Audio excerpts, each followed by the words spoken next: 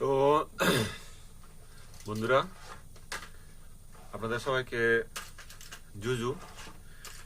তো আমি এখন ঈদের সময় ডিউটি করতেছি। ঈদে হসপিটালে যেহেতু চাকরি করি, হসপিটালে আজকে আমার নাইট ডিউটি। আজকে ঈদের সময় আমি যে নাইট ডিউটি করতেছি একা। তো ঈদে সাধারণত কিন্তু রোগী কম থাকে। আমি অন্যান্য প্রায় 2-3টা হসপিটালে চাকরি করছি। ওই এক্সপিরিয়েন্স হিসেবে কিন্তু আমি এই যে ওই এক্সপিরিয়েন্স অনুযায়ী বলতেছি, রোগী কিন্তু কম থাকে। কিন্তু আজকে দেখতেছি আমাদের হসপিটালে রোগীর অভাব নাই। আমি সেই নাইট শিফটে যখন ঢুকছি, এরপর থেকে দেখতেছি লাগাতার ওষুধ নামাতে হচ্ছে। তো এখনো নামাইতেই আছে। নাইট শিফটে ঢুকছি, এরপর থেকে আমার ওষুধ নামানো এখনো শেষ হয়নি। তো আমি আস্তে আস্তে কেয়ারফুলি ওষুধগুলো নামাচ্ছি।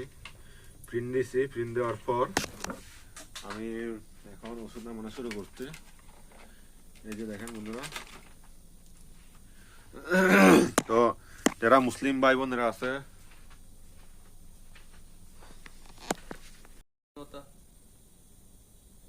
এই যে আমার মতো আরেক কপাল পোড়া নাইট করতে করতেছে মুসলিম হয়েও ঈদের ছুটি নাই। বরবাদ বরবাদ বরবাদ দিতে করতে করতে অবস্থা খারাপ। রোগী ঢুকতেছে, ওষুধ নামাচ্ছে আর ওরা ওষুধ নিয়ে যাচ্ছে। এগুলো যে অবস্থা। হসপিটাল লাইনে চাকরি করলে আসলে এরকম মেন্টালিটি নিয়ে কাজ করতে হবে। আপনার বিরক্ত রাখলেও মনে করেন রোগীদের কথা চিন্তা করে, অন্তত পেশেন্টের কথা চিন্তা করে আপনাকে কাজ করতে হবে। তো বন্ধুরা দেখতে থাকেন, আমি ওষুধও নামাচ্ছি প্লাস আপনাদের সাথে কথাও বলতেছি। এগুলো যে অবস্থা। এখন আসছে হলো যে এমআইসিউর একটা রোগী, এটাও চাকমা রোগী, কিন্তু আমি নিজেও চাকমা পেশেন্ট একটা ঢুকছে। রোগীর নাম হচ্ছে তিতি চাকমা।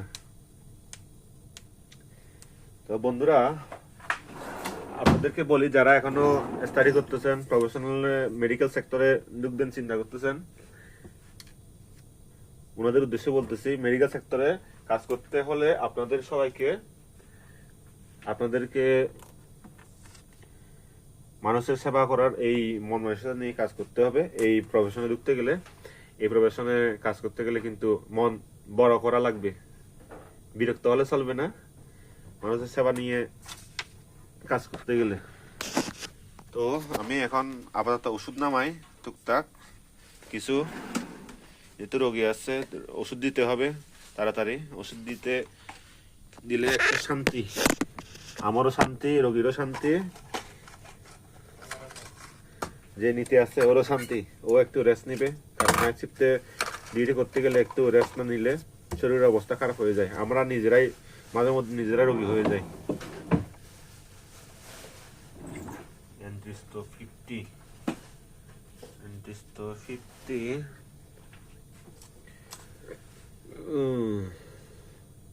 তো খেলবো 500 গো।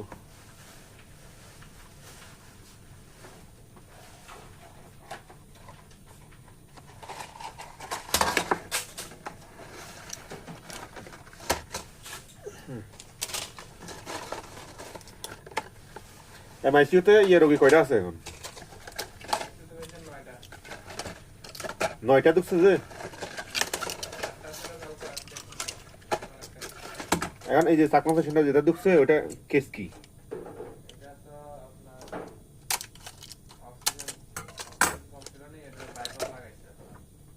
এই 24 বছর। হ্যাঁ,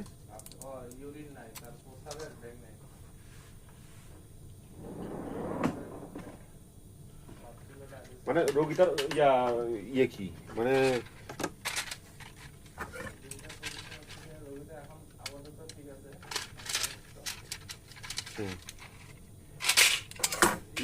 কোন স্যারের আন্ডারে?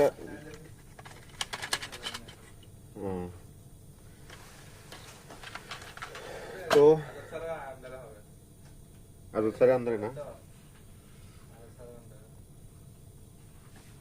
রিকনিল 200 রিকনিল 200 রিকনিল 200 তো বন্ধুরা মানুষের জীবনটা এরকম কার কখন হসপিটালে আসতে হবে এই যে এখন রোগী একটা আসলো কয়টা বাজে রাত 4:49 বাজে মানুষের জীবন কখন হয়ে যায় ঠিক নেই আর হসপিটালে একদিন আসলে তারপর বুঝবেন জীবন কি জিনিস হ্যাঁ কি আমি কয়টা 10টা তাহলে লিখো 10টা ধরো আমি তোমাকে দিয়ে দিই ধরো 1 2 3 4 5 6 7 8 9 10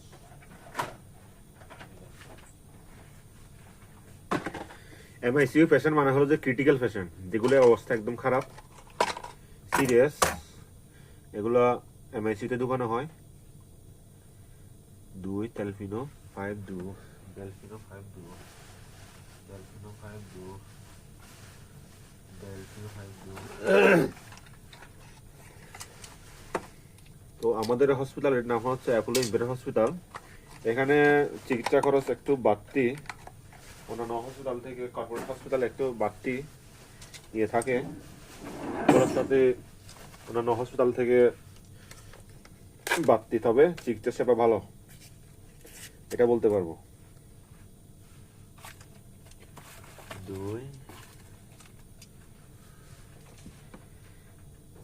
3 তারপর আমাদের হসপিটালের কথা বলতে গেলে হসপিটাল অনেক সুন্দর চিটাং হসপিটালের মধ্যে এরকম কোনো হসপিটাল নাই বড় হসপিটাল খুব কমই আছে হসপিটাল এরকম হসপিটাল তো Delfino Duo di Cotton 10 Sergo Cotton 10 Sergo Cotton 10 Cotton 5 Cotton 20 Cotton Hoy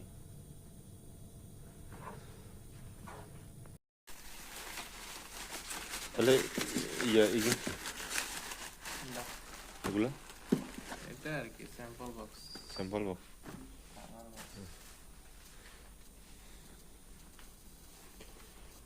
তো এখন ও মেডিসিন নিয়ে চলে যাচ্ছে আমি একটু রেস্ট নেব তুমি একটু গিয়ে রেস্ট নাও কিচ্ছু করার নাই